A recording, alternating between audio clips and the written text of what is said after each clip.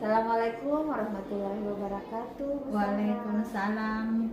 Bagaimana kabarnya nih setelah proses pembelajaran hari ini? Alhamdulillah sehat dan saya merasa senang setelah disupervisi oleh ibu dan saya bisa mendapatkan pengalaman yang sangat menarik dan sangat bermanfaat untuk saya ke depannya dan untuk siswa dan ya. Iya, jadi Ibu Sohra senang dalam menyajikan tadi pembelajarannya, begitu ya Bu? Iya, senang sekali Bu karena sangat bisa memotivasi saya, memotivasi siswa dan sangat menarik dalam proses pembelajaran. Iya. Nah, apakah proses pembelajaran yang Ibu Sohra lakukan tadi itu sudah sesuai dengan rancangan pembelajaran yang sudah Ibu Sohra buat? Ya, sesuai dengan rancangan yang telah saya buat, ya saya sudah melaksanakan sesuai dengan langkah-langkah. Cuman ada beberapa hal yang masih kurang, yang mungkin perlu nanti harus saya kembangkan ke depan karena terkait ada kendala-kendala yang siswa yang tidak mampu untuk mengikuti alur yang sudah saya rancang itu dengan baik. Iya. Jadi Ibu Sohra menemukan kendala ada beberapa siswa yang tidak mengikuti alur pembelajaran yang Ibu Sohra buat. Nah, Ibu Sohra mengatakan bahwa ada sebagian peserta didik yang tidak mengikuti alur yang sudah Ibu Sohra rancang. Ya, jadi ada beberapa bagian proses pembelajaran siswa yang atau beberapa siswa yang tidak mampu untuk menerapkan alur itu, seperti dalam hal tanya jawab. Misalnya kita guru melakukan tanya jawab kepada siswa, ada beberapa siswa yang saya temukan tidak mampu untuk menjawab, samping itu pada saat melakukan presentase hasil di depan, contohnya presentase kelompok, ada beberapa kelompok atau siswa yang tidak mampu menyajikan hasil karya mereka di depan dengan baik karena terkendala dari kemampuan komunikasinya yang kurang. Iya, gitu Bu.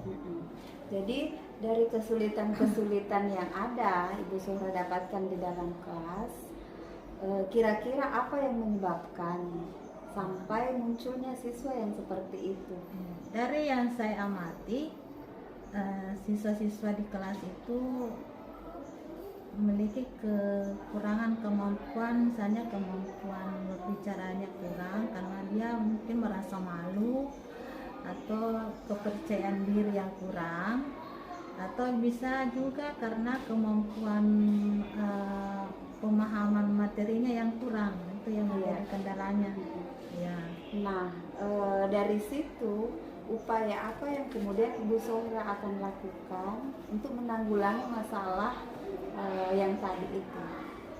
Ya, jadi pada saat proses itu mungkin saya belum menemukan solusi yang ini ya, karena saya perlu dulu pelajari mengidentifikasi permasalahan-permasalahan yang dihadapi oleh siswa tersebut. Ya, jadi untuk kedepannya saya akan membuat lagi suatu proses atau kegiatan yang bisa memotivasi mereka ini untuk bisa lagi lebih interaktif di dalam kelas. Iya. Nah, upaya yang akan Ibu Sohra lakukan untuk membuat pembelajaran yang interaktif,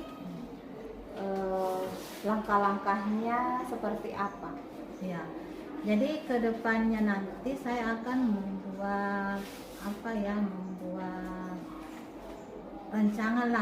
rencana atau planning sebelum saya masuk di kelas mengajar.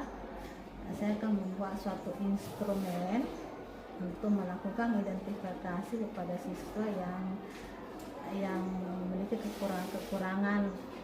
Saya akan bagi mereka di dalam beberapa kelompok kelompok sesuai dengan bakat dan minat. Dengan memberikan instrumen gaya belajar ya, mulai dari siswa yang berbakat di bidang visual saya akan kelompokkan, berbakat di bidang audio dengan kinestetik. Saya kira cukup bagus dan menarik nanti kalau kita kelompokkan siswa sesuai dengan bakatnya. Dari situlah mereka akan lebih mengembangkan bakat mereka untuk kedepannya lebih interaktif lagi. Ya. Ya, jadi upaya yang nantinya akan Bu Zuhra lakukan membagi siswa-siswa kita nantinya dalam beberapa kelompok sesuai dengan minat dan bakatnya mereka. Ya. Nah, kalau Ibu Zuhra inginkan dan pada saat proses pembelajaran di kelas, seberapa persen ketercapaian yang ada? Yang saya inginkan? Iya, yang Ibu Zuhra inginkan. Oh, yang saya inginkan ya, kita menginginkan sebenarnya maunya ya maksimal 100% Bu, tapi harapan saya ya 100% maksimal. Untuk sekarang ya, 70%. Per saat ini ketercapaiannya sekitar 70%. Dan nantinya Ibu Zuhra akan tuju 100% insya Allah. Ya, insya Allah. Ya. Dengan upaya-upaya yang Ibu Zuhra lakukan tadi. Nah, kira-kira kapan Ibu Zuhra akan mulai mencoba untuk merintis langkah-langkah yang akan Ibu Zuhra tuju ke pembelajaran selanjutnya? Ya, jadi kita melakukan pendekatan emosional kepada siswa-siswa yang tadi. Saya akan fokus ke siswa-siswa yang tadi memiliki kekurangan di dalam hal interaksi, maka melakukan pendekatan emosional. Dan Ibu Zuhra akan memulai itu kapan? Insya Allah akan saya mulai setelah saya buat ini. Insya kedepannya pertemuan berikutnya kita upayakan untuk ini sambil merancang program yang lebih bagus lagi di depannya. Iya. Mungkin sudah jelas ya Bu. Iya. Dan Ibu Zuhra sudah dapatkan bahwa akan mempersiapkan pembelajaran yang lebih menarik lagi ke depannya dengan mencoba membuat pembagian kelompok yang sesuai dengan minat dan bakatnya murid-murid kita. Selain itu melakukan pendekatan emosional. Ya, mungkin menarik sekali dan insya Allah saya akan menunggu hasilnya nanti bagaimana proses pembelajaran Ibu Zuhra selanjutnya dengan langkah-langkah yang Ibu Zuhra susun saat ini. Iya, insya Allah. Insya Allah. Terima kasih Bu untuk proses supervisinya dan insya Allah kita akan berkembang bersama dan belajar bersama. Terima kasih. Assalamualaikum warahmatullahi wabarakatuh. Waalaikumsalam.